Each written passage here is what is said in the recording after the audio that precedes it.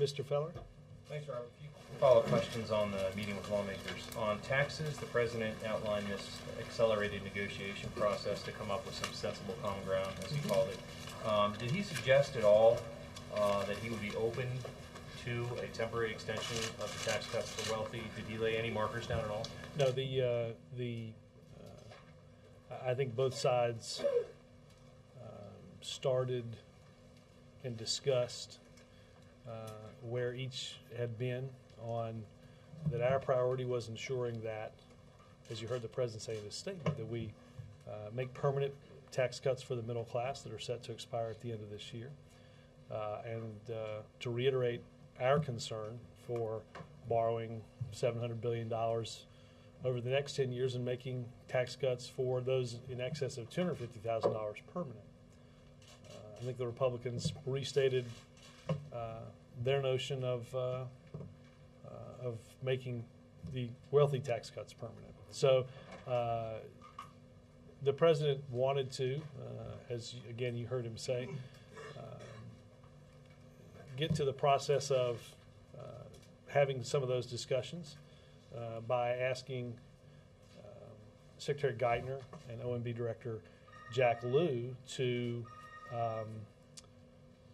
sit down with 4 members or senators appointed by one each by Senator Reid, Senator McConnell, Speaker Pelosi, and Representative Boehner.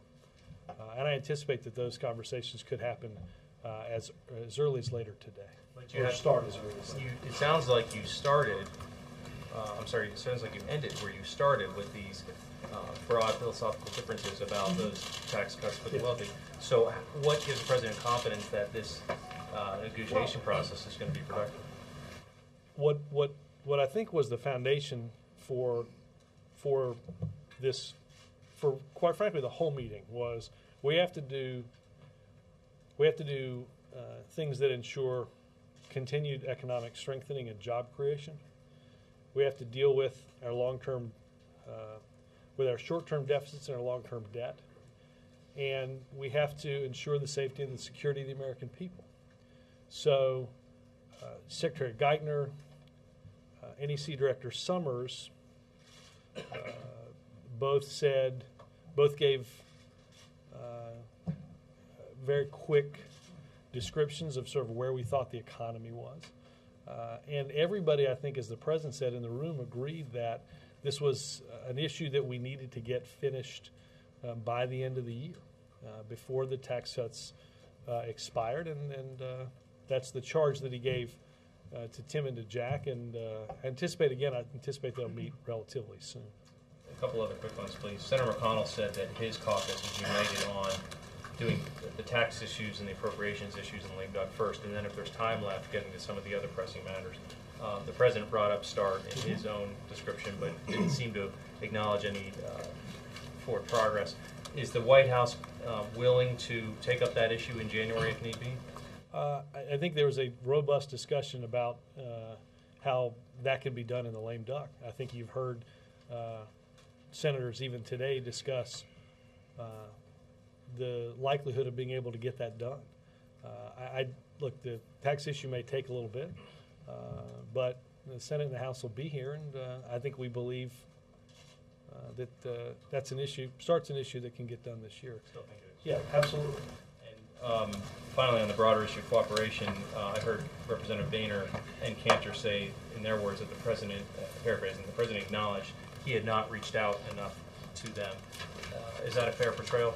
It is. I think the President acknowledged that he needed to do better, and acknowledged that, rightly, that he would do his part. I think there was common ground reached in the notion, as you heard the President say in his statement, that the American people didn't vote for gridlock. They didn't vote for the continual games that we see played in Washington. They voted for two parties working together to get something done. That's going to take it's going to take just that, bipartisanship, and that's the only way we're going to make progress. And I think this meeting, which we set up, is the beginning of that. Yes, sir. Thanks very much. Come back to this idea of common ground on the tax stuff. I mean, specifically, what would the White House be willing to compromise on? For instance, would Well, the President favour extending... I was in the meeting, but the President did not tap me to be one of those negotiators. So I'm going to let Jack and Tim get into that as soon as we have the appointment of those members and senators from the designated leaders. And again, I anticipate that they'll begin talking as early as today. But does the President favour extending all the tax cuts for 2 or 3 years? Well, again, the President's most urgent desire is to see that taxes do not go up on the middle class. And we're going to go from there. The President mentioned a possible meeting out at Camp David. Is there a time frame for that, and also a sense of who you'd invite? Would it just be restricted to lawmakers, or could it be extended to the business community, for example? Well, I think that the meeting that the President talked about with, and I should just for a second let me step back and talk about a little bit of the structure of the meeting, because I'm going to speak about this, but I was not in this part of the meeting. The meeting lasted approximately 2 hours, probably a little less than 2 hours. The last 35 minutes was the President, the Vice President, and the members of the House and the Senate, without staff, without Secretary Geithner, without OMB Director Liu, in the private dining room right off of the Oval Office. So in that 35 minutes, that's where the President brought up the idea, and they talked about throughout the meeting, the idea of continuing these conversations. Throughout the hope that, and I think it was loosely agreed upon, that sometime in the beginning of next year, they would continue this meeting at Camp David. Yeah. Why did the President ask the staff to leave? Was it that they were no longer needed at that point? Did he want to have a more intimate conversation? I think them have a little bit more intimate conversation. And when you talk about the President telling Republicans that they described that he had not done enough to reach out to them, did he offer an apology at all? No, he said that he took responsibility for that, and as I said, in order to have bipartisanship, we have to do this both ways, and the President's ready to do his part. I'm still confused about the divide that still exists on these tax cuts. I mean, if the President still thinks that $700 billion is more than the country can afford, how can there be any compromise at all? And I know you don't want to negotiate this now, but it seems like the divide is so wide. I wouldn't enumerate all the property lines, but I think it's safe to say that the President reiterated that the notion of a permanent, the notion of making permanent tax cuts for those on the upper end of our income scale, the predominance of which go to millionaires and billionaires, is not something that making permanent would, he doesn't believe would make sense. It's a $700 billion expenditure because we do these in a 10-year budget window. So I think that's, I think as he did in his statement, enumerated where he is on that. Jake. The President's scheduled to leave for Hawaii December 18th. Given this very lengthy agenda, what are the odds that he's going to have to delay? Jake, I think it's largely unknowable, but the President will be here for as long as he needs to be here to get progress on and to make progress on the issues that he outlined in the meeting. You said the President, in a way, apologized or expressed regret for not reaching out enough. Did Republicans offer any sort of apology? Not that I have in my notes. Does the President sense that there is compromise possible on these issues, that Republicans are willing to give? I think there was a sense in the room in discussing a whole host of issues. The understanding on both sides, let's take taxes, that there was an economic imperative to provide certainty before the end of the year when these cuts are scheduled to expire. President also mentioned, as you heard him say in his statement, there are things like AMT, the college tax credit, and other issues that that are set to expire and will impact those at all income levels. So I think an agreement that we needed to get this solved by the end of the year, and an agreement that we all have a responsibility to work together to make progress, and that in order to do so, we're going to be required to sit in the same room, have conversations and discussions like this, and come to some common ground and agreement. And I think the president believed, and I think, without speaking for them, but having read some of their comments after the meeting, I think everyone thought it was a productive beginning in hopes of finding some of that common ground. Republicans have expressed concern about the fact that Majority Leader Reid has discussed bringing up the DREAM Act and Don't Ask, Don't Tell repeal, and that might eat up a lot of time that could be spent on the tax cuts or START. Does the president share their concern? Well, the president shares Senator Reid's concern, or I should say that the president shares Senator Reid's, believes that it is also, those are also issues that are important to the American people. And I don't, I think we talked about this a little yesterday. I think, again, I think the Senate's going to be, the tax issue is not going to get solved it's not likely to get solved today. Senate's going to be here, and there's time to do the people's business. And I'm not going to get into a long discussion about Don't Ask, Don't Tell, because I think, as many of you know, that very shortly Secretary Gates, Admiral Mullen, and others are going to discuss the public release of the Pentagon's review. And we'll have a statement from the president on what that review has found. But I think in the discussions that the president's had on this issue over the past few days, this is an issue that, if we don't solve legislatively, is going to get solved in the courts. And that solving that issue in the courts is not going to provide the Pentagon with the type of orderly transition that they've said they need. But we have the pathway to do it legislatively and make progress, and I think the president still wants to do that. So just to put a period on this, the president thinks that funding the government, passing unemployment insurance extensions, Don't Ask, Don't Tell repeal, the DREAM Act, tax cuts, and START all can be done in the next 18 days. Yes. Good luck. Yes. Well, thank you. You'll have a lot to cover. You said that the president, and in fact the president said that he acknowledged he had not reached out enough and would do his part, but you just told Jake that the Republicans did not make a similar statement. Well, does the president believe they should have? No, I don't. Look, I'm not. I've got my hands full being the spokesperson for the president, and look, this was not something that was prompted.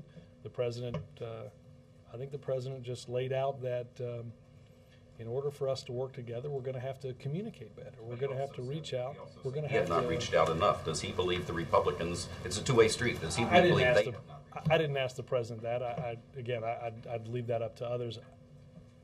The president was, I think, pretty clear about the fact that in acknowledging that he needed to and would do better. Even if they don't.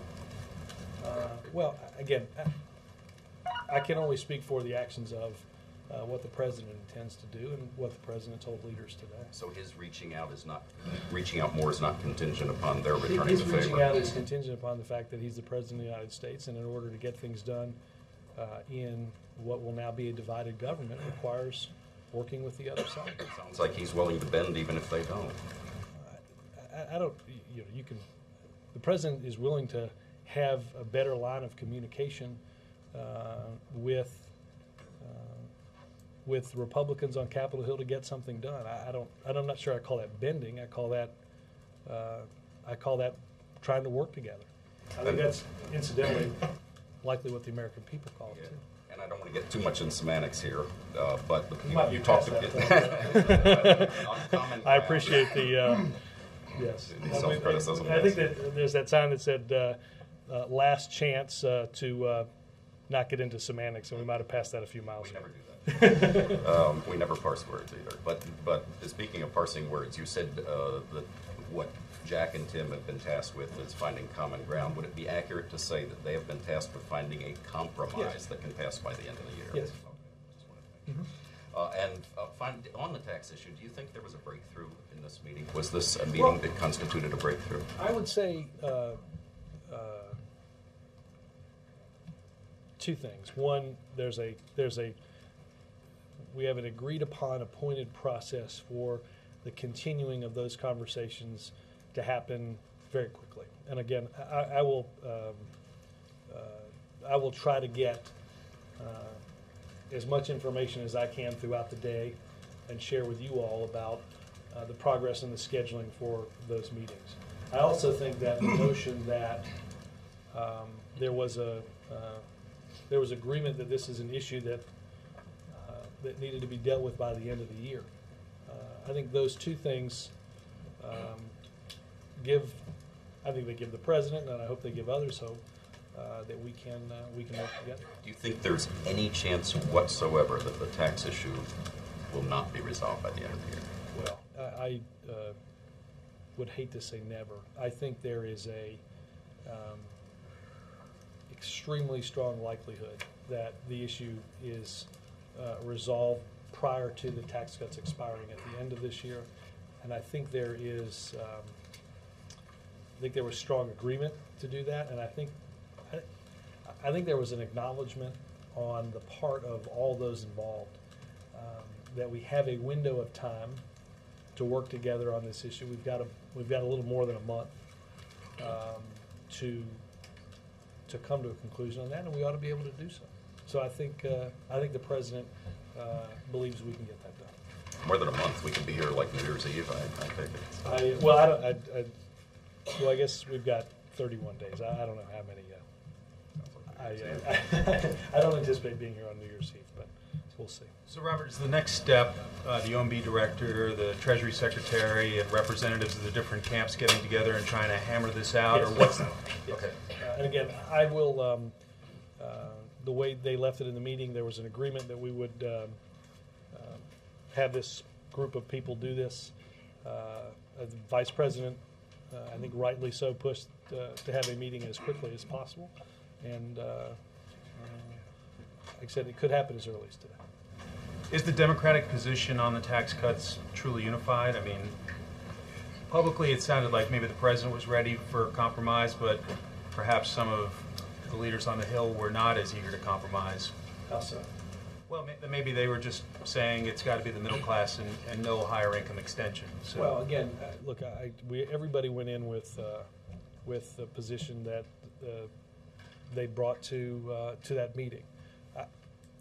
I think the president enumerated the position, as he said in the statement, that he and his fellow Democrats hold, and that is our priority is to ensure that those that are in the middle class in this country that have, as he said during the meeting, have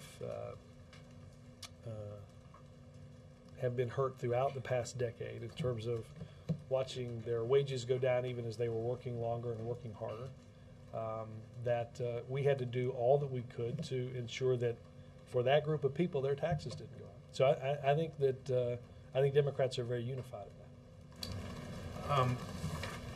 Are you freer today to talk about the State Department cables, or are you choosing? No, the law continues to not allow me to speak about classified information. So it's unclear whether there's a period in which that becomes operable for me. But there have been several significant stories on the agenda the past couple of days. But over the holiday weekend, obviously, there are great concerns about Korea. What's your read of the situation in Korea right now? Are we on the brink of war? Have temperatures calmed a bit? Well, I will say I think that there have been a series of meetings throughout the holidays and the weekend here at a deputy and a principals committee level. As you know, the president spoke with President Lee in South Korea. We dispatched for joint exercises the aircraft carrier George Washington, and we remain committed to, as you heard the president say a few days ago and during our trip to Seoul, remain committed to the common security of our allies in the Republic of Korea. And as I said yesterday, Mike, I think the Chinese have a duty and an obligation to greatly impress upon the North Koreans that their belligerent behavior has to come to an end. And I think you'll see progress on multilateral discussions around this over the next few days. Just a quick follow-up. Does the United States government believe China's done enough so far? I don't know that I'm going to get into grading them, Chuck, as much as I'm going to say that there's an obligation there, and we expect them to live up to that obligation. Should we let the record show that you didn't have praise for what they've done so far, but said an obligation? Well, again, I think that the bottom line is movement and progress with the North Koreans. Back to the meeting with congressional leaders. Was there an agreement among everybody in the room that there wouldn't be a whole bunch of votes on the floor until this smaller group with Lou and great? Not that I'm aware of. I mean, I can go back and check with others and see what their impression was. But So again, it's still possible that the House Dem. It's still possible there are other votes I on. anticipate that I think the next vote on taxes, if I'm not mistaken, and I'll double check on this, is that there'll be a vote in the House on making permanent middle-class tax cuts. I anticipate There was no that, agreement of taking that off the table. I anticipate that. Well, this group worked itself out of a compromise. Yeah, I think that goes for it. And on the other thing on START, was there any attempt by saying, conversation between, for instance, Rita McConnell with the president, sort of mediating of saying, okay, if he takes something off the plate, if he takes DREAM Act off the plate, and then start any of that? That was not that was not something that was discussed, and the president spent several minutes walking through why he believed that this was most important, why this was so important to our national security, in verifying what's going on with the Russian nuclear arsenal. Obviously, the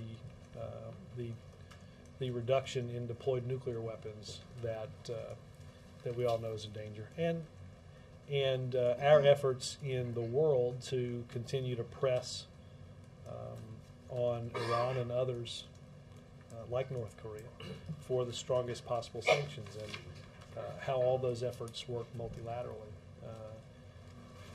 Again, I think the president believes, and I think the president believes that we have enough time to get this done, and while acknowledging that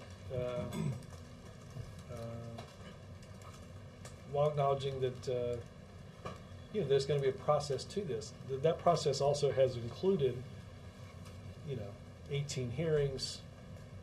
This has been something that's been discussed for going on 7 months. But I think the president was optimistic we can get this done. Was there consensus on extending unemployment benefits in the room, or was it more of an urging?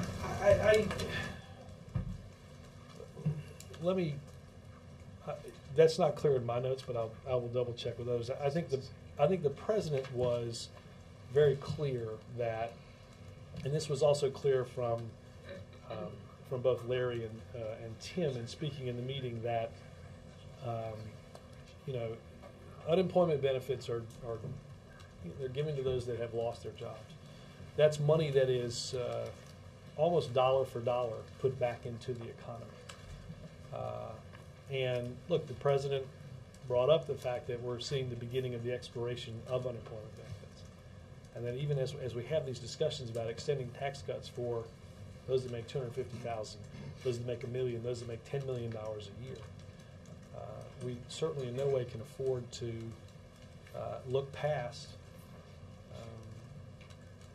the fact that there are those that have been hurt extensively in losing a job and need to continue to have those benefits. Was that argument met with any sort of Republican agreement on this? Not that I recall in my notes, to be honest with you. And is this a bright line? I mean, has the president said, look, if he doesn't get this, you know what, we're going to yank this off the table? You know? I don't recall any bright lines in it, Chuck. I think the president simply laid out, as Tim and Larry did, the importance of ensuring that that this be and must that this must be part of the solution. We can't, again, we you know, we're going back and forth here on the permanence of tax cuts for those that make a lot of money. Was there an okay, were you guys agreeing on any way of paying for it, saying, look, if you guys, because the Republican stance has been, fine, you want to do this, find a way to pay for it. Well, did you guys offer up, here is a way to pay for it? No, the president mentioned that this is normally and has historically been considered, rightly so, a measure of extraordinary importance in extraordinary times, and should be considered the same now. Thank you. A couple questions.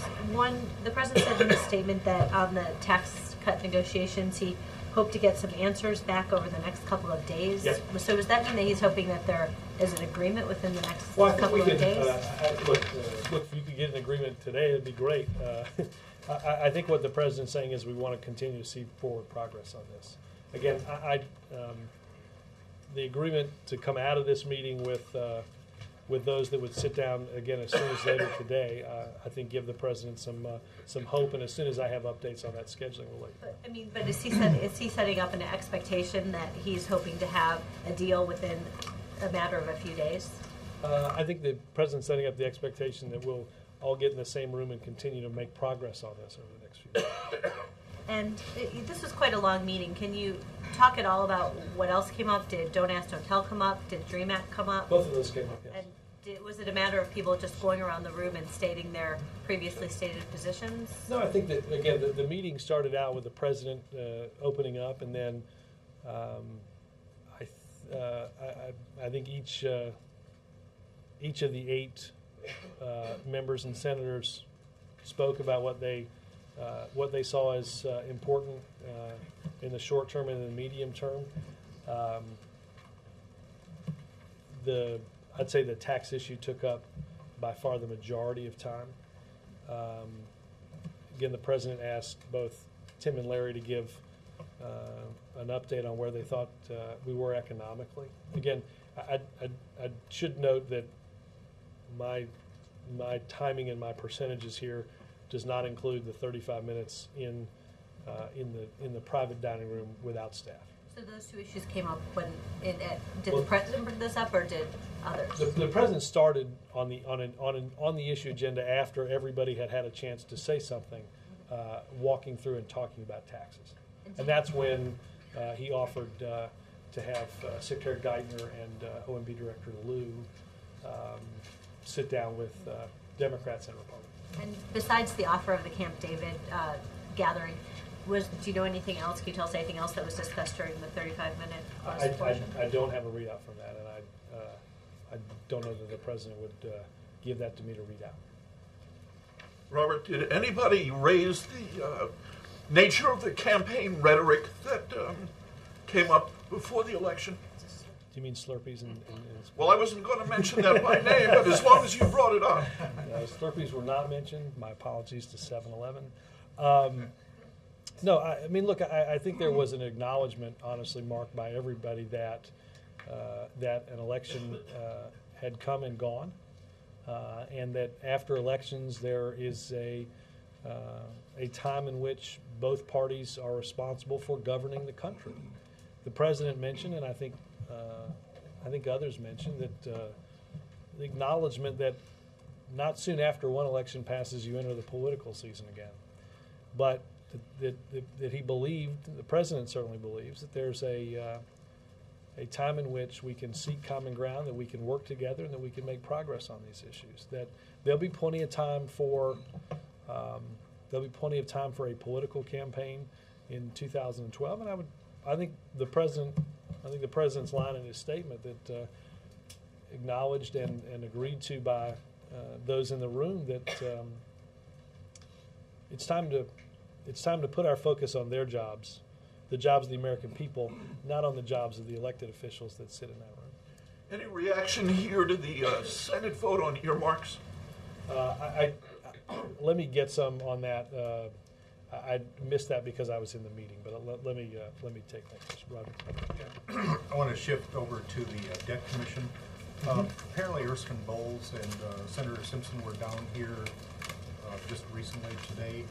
I think they were having lunch with the vice president, if I'm not mistaken. And Paul Ryan is saying that the Debt Commission is having trouble getting a vote, and that they're going to ask for a delay until Friday. Can you fill us in on that? Do you know anything? Roger, I would point you to the commission and their staff to answer that question. I don't know definitively the answer to that. All right. Another question. Senator Schumer has suggested as a possible compromise on the tax cuts of raising it from $250 up to $1 million. What does the president think of that? Is that seeds of a compromise? I don't, quite frankly, see that it has. I don't see that it has moved any Republican, and I think the president has restated the case today for a $250,000 threshold for those filing together. All right. Has the president put any limitations on concessions that Geithner and Liu can make in these negotiations, or is he willing to accept anything that they agree on? Well, they're negotiating for him, so I don't. So how closely will he watch these negotiations then? I mean, will he keep tabs on the back and forth? Yes, I anticipate that the president will, on occasion, ask his Treasury Secretary what are the byproducts of said negotiations. Yes, I mean, obviously this is, I mean, again, the majority of the roughly hour and 25 minutes that was spent with staff in the Roosevelt Room was done on taxes. And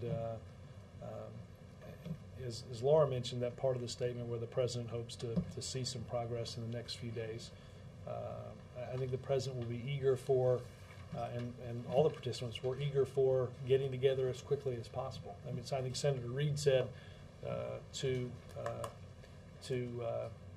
Secretary Geithner and to Director Liu, you just tell us what time, and we'll have our people there. So again, I think this will happen quickly. Also, the meetings, I mean, I don't know. Right.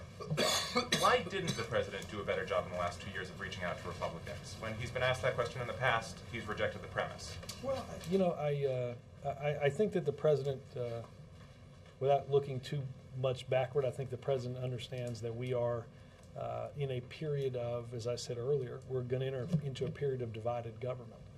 That in order for a piece of legislation to make its way through the House and the Senate to get to his desk, it's going to go through a body that's controlled by one party and then go to a body controlled by a different party. So if that's going to require better communication, that's going to require more communications. We're going to require a better relationship in understanding on both sides what's important. And I think the president is acknowledging that and willing to do his part in changing.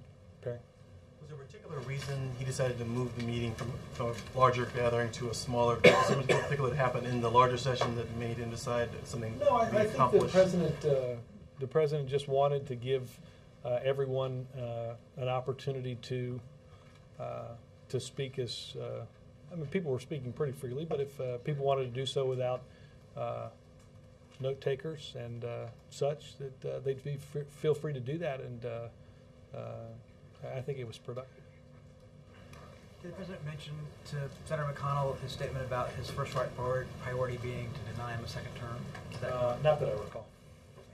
Moving to a different subject. As I said to Mark, I think there was an acknowledgement that there'll be time for a political campaign, but that now is a time for those responsible for governing the country to get about doing so. Did the president discuss his priority for whether Senator McConnell was reelected? Not that I recall that either. On a different subject, President Medvedev in Moscow gave his State of the Union equivalent address today and said that there might be a new arms race if there wasn't a cooperation agreement on missile defense, expressed some frustration that things hadn't gone as far as he wanted in Lisbon. What's your reaction to that? Well, I think that, I mean, look, I think the president mentioned in the meeting with the leaders just a little bit ago that we had actually made great progress on missile defense. I mean, we had what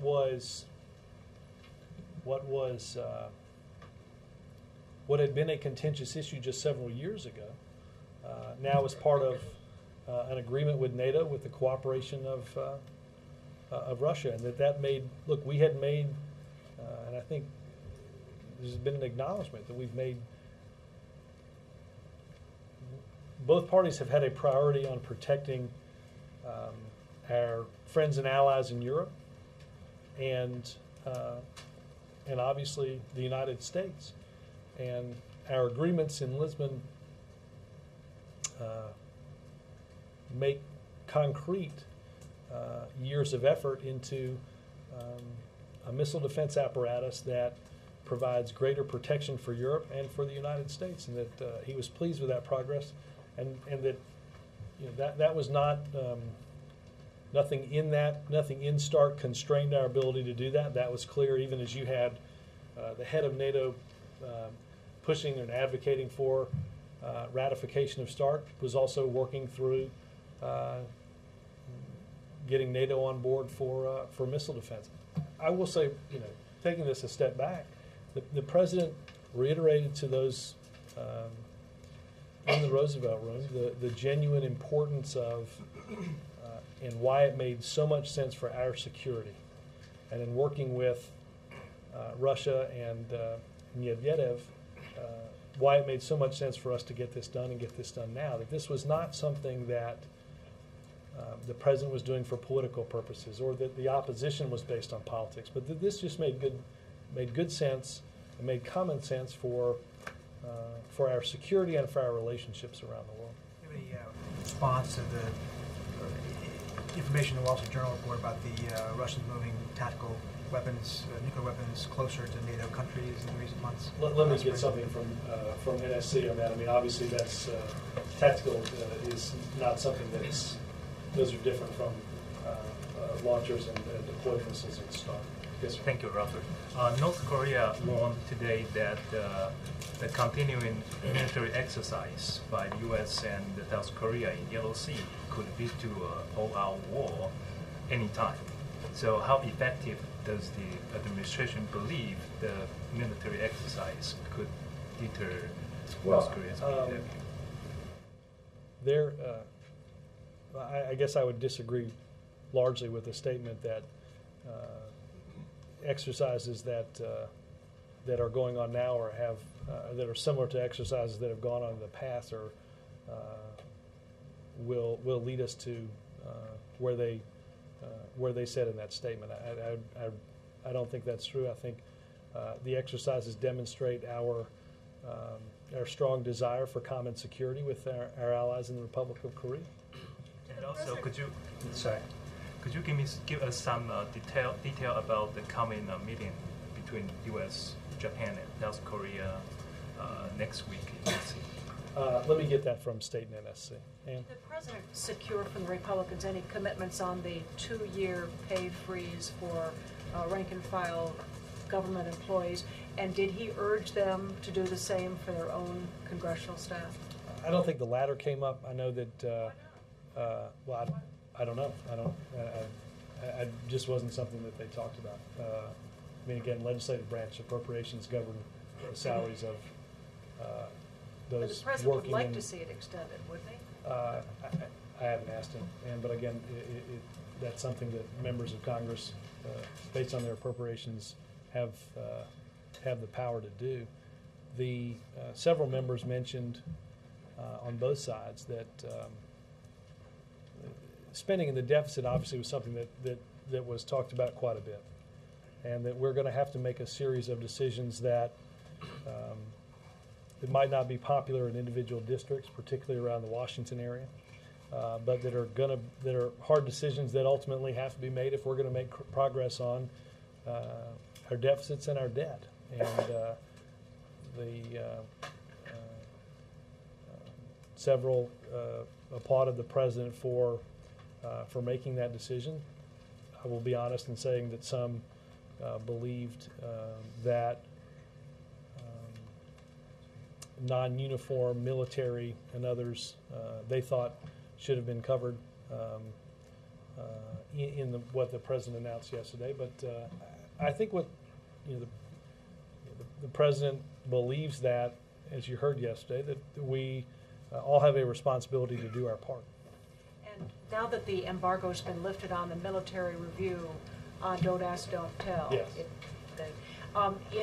what kind of value does the president put on the kind of poll, the survey done of American military personnel? About 28% of them responded. They basically said they saw no problems, foresaw no problems getting rid of the policy. Does the president put a lot of weight in that? Well, I think the president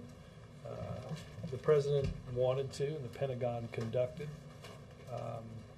a study of the attitudes of those serving in our armed forces bravely each day, and asked directly their attitudes on ending what the president believes is a divisive policy in Don't Ask, Don't Tell. That, and again, we'll have a statement on this shortly, but I think the president has been clear that this is a policy that should end, needs to end. And I think that the survey demonstrates that those that serve in the military believe it can be done in a way that doesn't disrupt unit cohesion, and that the survey didn't ask whether it should. It asked, do you think the military can right, handle no, it? and I think the overwhelming majority said that they thought it could be done with little to no disruption, and I think the president certainly shares that. And again, I think you'll hear from Secretary Gates. You're hearing from Secretary Gates and Admiral Mullen and the president's strong belief that doing this through a legislative process provides for a transition that an orderly transition that the military has sought, and the president believes is the right way to go about doing it. Kristen. Robert, I'm curious about that private part of the meeting today. Has he done that before, where he sends all the staff out of the room? That's not unusual. No, it's not unusual. Was that? I mean, look, I say this, it's not unusual writ large in meetings. I don't know that I'd have to go back and check notes and see whether that's happened before I do not recall that it's happened before in the bipartisan meetings. The ones that were had in the cabinet room, as best I can remember, were always what was set forth in the room and not, they didn't generally repair to somewhere else. You made note a minute ago that note takers were out of the room for that. Was that private part of the meeting specifically to interrupt the spin cycle that the president talked about? Well, I think I think it provides people with a candid. They can be even more candid than they could be in a room full of people, and that's why the president sought to do it. And again, I think the president believed that both parts of the meeting were productive. And someone in that meeting, in that part of the meeting, brought up the spin cycle. He said it was one of my friends or my friends. Do you know who brought that up and what was said about it? No, I don't know the answer to that. Yes, ma'am. President Obama acknowledged that he needed to improve his communication. Is some of that going to include some more informal talks or, off the agenda discussions between him and Republican leaders like Senator McConnell and Boehner? Yeah, I think that look, he's had occasion to talk with Senator McConnell and Speaker to be Boehner during some of this time period. I anticipate that those are conversations that you'll see more of. I do not think that. Well, I know that what the president discussed and what the president means in terms of improving that outreach and that communication is not simply reserved for meetings that happen here or meetings that happen in Camp David. I think I think you'll see just an increase in all types of that communication. And one more quick one about START. The president talks a lot about what might happen in January if this process is pushed back in terms of re-educating new members about the treaty and what's in it. Did he bring that up in the meeting with Republican leaders, and did they have any response or acknowledgement of those No, concerns? I don't remember that. I don't remember that coming up. I mean, obviously, you know, they're again, it's been. I think there's a pretty long record of hearings, formal written questions back and forth out of those hearings on different aspects of the treaty, and I know that members of our national security team, you know, continue to brief members on it, and I think anybody that has questions can get those answered. April? Robert, on a historic story, it's different from what you have right now. On the other side of Pennsylvania Avenue, the House is getting ready to pass COBEL, black farmers, and the water rights issue. What does the White House have to say about this? After 15 years, it's finally going to happen. Well, I think based on hard work both on Capitol Hill and in the administration, that we are about to, or on the cusp of seeing a much-deserved settlement for these two important cases. It is, as you mentioned, April, justice that is overdue and has been a priority, again, of the administration and those on Capitol Hill to see something done by the end of the year. I think it demonstrates that it's possible to work together. I think it demonstrates that we can find common ground on issues that are important to both sides of the political aisle, and I think it gives people hope for what we can do. But a couple questions on the black farmers issue. It's been raised, the anti-fraud issue, the anti-fraud language that's in the bill. Some Dems on the Hill feel that it could be a tool for intimidation against the farmers. What say you? I would have to ask, and I guess I would point you to USDA on what their reaction is to that. And one more. Why is there a difference in the stringency for judgments when it comes to women and COBEL versus the Pig for Two claimants? The Pig for Two people claimants had to go through a much more arduous process to get. I'd again point you to USDA on the specifics of that settlement. Will there be a signing ceremony, since this is one of the largest civil rights payouts? Let's get it to the president's desk. Thanks. I wanted to follow up on a question from yesterday's briefing that you might have read out, but I don't think I got to read out on it. It was about the meeting with between the president and the service chiefs yesterday, and the question was, you know, what do they talk about, and did the president specifically ask them to stop opposing the repeal of Don't Ask, Don't Tell, or to get on board? The president asked. I was not in the meeting, as I said yesterday, because of being out here. The president wanted to have a private conversation with the Joint Chiefs and asked that conversation be private, and I'm not going to violate the president's wishes on that. Obviously, I'm told that the Don't Ask, Don't Tell obviously was the entire topic of the meeting. Okay, but so the reason we haven't heard more is because we're not going to hear more. I tried, and the president was clear that this would be a private meeting. Yes, ma'am. Thanks, Robert. What's the White House view at this moment on what's happening in Haiti with the presidential election and the cholera epidemic? Let me get some guidance from these guys on Haiti. Yes, sir. Since Secretary Clinton's strong message yesterday regarding the WikiLeaks, has the president felt compelled to call any of the leaders, for example, Prime Minister Cameron or anyone else? President, to my knowledge, has not made any calls on this. Again, I think this continues to be handled at the State Department, at the foreign minister level, and I would say I'd reiterate largely what we said yesterday. Our foreign policy is far stronger than one website. John?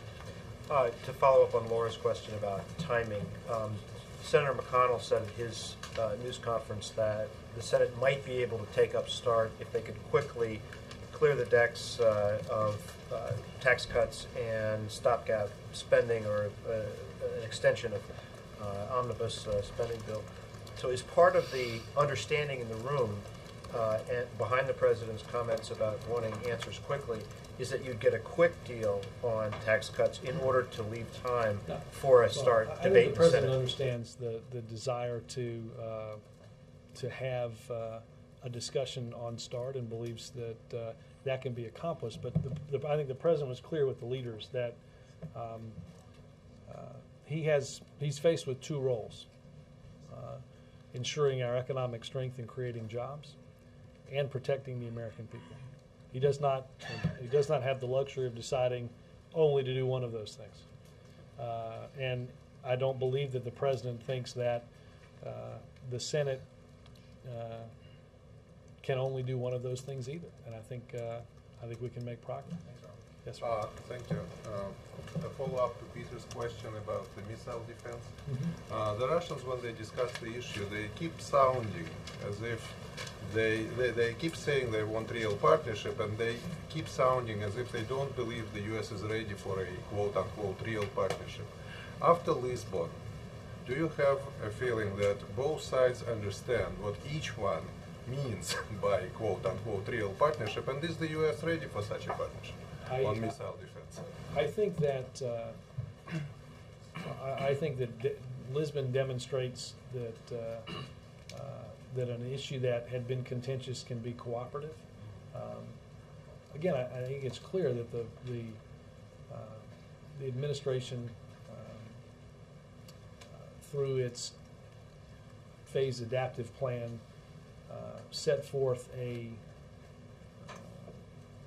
missile defense apparatus and program that we believe more greatly protects our security. And we pursued and got NATO to sign off on the pursuit of that. I think writ large in our relationship with Russia, we've made, and the President mentioned this today, we've made tremendous progress. We're working together on issues that 2 years ago separated us. I think Iran sanctions is a good example. I think that only because of the strong and real partnership we have were we able to see the type of sanctions that are having a real bite and a real impact in Iran. And that relationship is important to this country and to this president. And one thing on the same subject, President Medvedev actually referred to a quote-unquote strike capability. He said that if this partnership does not materialize, then within that 10-year period that he described, Russia will have to take a hard decision on a strike capability that it will have to deploy. Was it the way that the Russians framed this issue in Lisbon, and do you have any idea what strike capabilities they're talking about? I would point you to your comrades in Russia. Yes. Thank you, Robert. One quick question. On the way in, I saw President Carter headed into the Oval Office. Was he going to meet with President Obama? Yeah, I believe his schedule had a meeting with our National Security Advisor, and I believe the President also asked President Carter to stop in. Regarding Korea? That is all I know, and I will try to find more. Will he be available for reporters? That's not my bailiwick, but I will say that you guys both wanted to see him. How about that? I'll try to get some more information. Thanks, guys. Thanks.